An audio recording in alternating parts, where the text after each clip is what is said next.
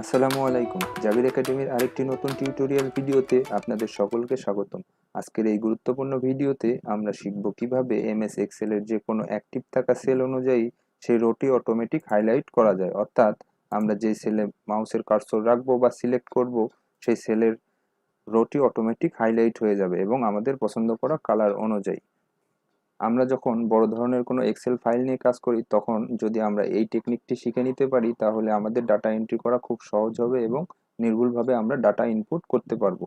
আর এই ভিডিওতে আমরা খুব সহজ কিছু টেকনিক ফলো করে এই কাজটি করে ফেলবো। তো চলুন কথা না বাড়িয়ে মূল ভিডিও শুরু করা যাক। তো এর জন্য আমরা যে কোনো একটা সেল সিলেক্ট থাকা অবস্থায় কন্ডিশনাল ফরম্যাটিং অপশনে চলে যাব। কন্ডিশনাল ফরম্যাটিং অপশন থেকে নিচের দিকে লক্ষ্য করে দেখুন ম্যানেজ রুলস, এই ম্যানেজ রুলসে ক্লিক করে দিব। ম্যানেজ রুলসে ক্লিক করার পর এখানে দেখুন নিউ রুল, এই নিউ রুলে ক্লিক করব। নিউ রুলে ক্লিক করার পর যে কয়েকটি অপশন আসবে তার সবচেয়ে শেষে যে অপশনটি রয়েছে অর্থাৎ use a formula to determine which cells to format, এই অপশনে আমরা ক্লিক করে দিব। দেওয়ার পর যে বক্সটি রয়েছে এই বক্সটির মধ্যে আমরা ক্লিক করে দিব। বক্সে ক্লিক করে দেওয়ার পর এখানে আমরা ছোট্ট একটা ফর্মুলার ইউজ করব, খুব সহজ ফর্মুলা। ইকুয়াল সাইন দিয়ে দিব, দেওয়ার পরে টাইপ করব row, ROW, row, first bracket open and close. তারপর আবার আমরা ইকুয়াল সাইন দিয়ে দিব, দেওয়ার পর আমরা লিখব cell, CELL, cell, first bracket open, double inverted comma শুরু। এবার আমরা লিখব রো, ROW, রো, লেখার পর ডাবল ইনভার্টেড কমা ক্লোজ করে দিব, ফার্স্ট ব্র্যাকেট ক্লোজ করে দিব। এই ছোট্ট ফর্মুলাটা আমাদের এখানে টাইপ করে নিতে হবে। ফর্মুলা টাইপ করার পরে এই যে দেখুন ফরম্যাট, এই ফরম্যাটে আমরা ক্লিক করে দিব। এই ফরম্যাট সেল অপশন থেকে আমরা ফিল অপশনে চলে যাব। এই ফিল অপশনে যাওয়ার পরে আমরা আমাদের পছন্দ মতো যে কোনো একটি কালার সিলেক্ট করে দিব। তো আমি এই কালারটিকে সিলেক্ট করে দিলাম, দেওয়ার পরে ওকে প্রেস করব।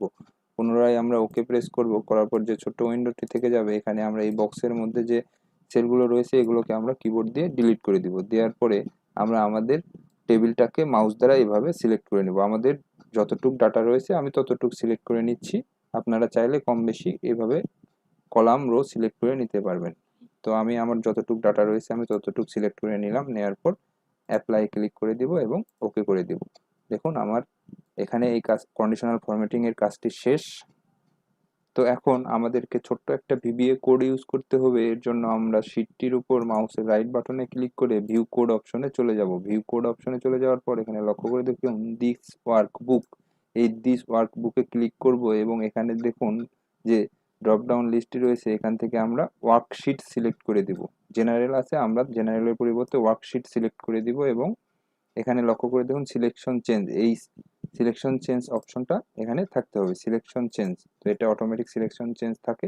এখন আমরা এই ফাঁকা জায়গাতে একটা ছোট্ট VBA কোড অর্থাৎ ভিজুয়াল বেসিক ফর অ্যাপ্লিকেশনের ছোট্ট একটা কোড ইউজ করব, যেই কোড ইউজ করলে আমরা খুব সহজেই আমাদের অ্যাক্টিভ থাকা রোকে অটোমেটিক হাইলাইট করতে পারবো। তো এর জন্য আমরা টাইপ করব application dot APPLICATION, application dot screen, SCREEN, screen updating, UPDATING, updating space equal sign space true, TRUE।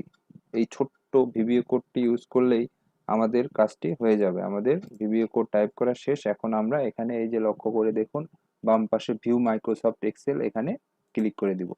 Click করে দিলে আমাদের কিন্তু কাজ হয়ে গেছে। এখন যদি আমরা যে কোনো সেলে ক্লিক করি সেই সেল বরাবর যে রোটি রয়েছে সেই রো কিন্তু অটোমেটিক হাইলাইট হয়ে যাচ্ছে।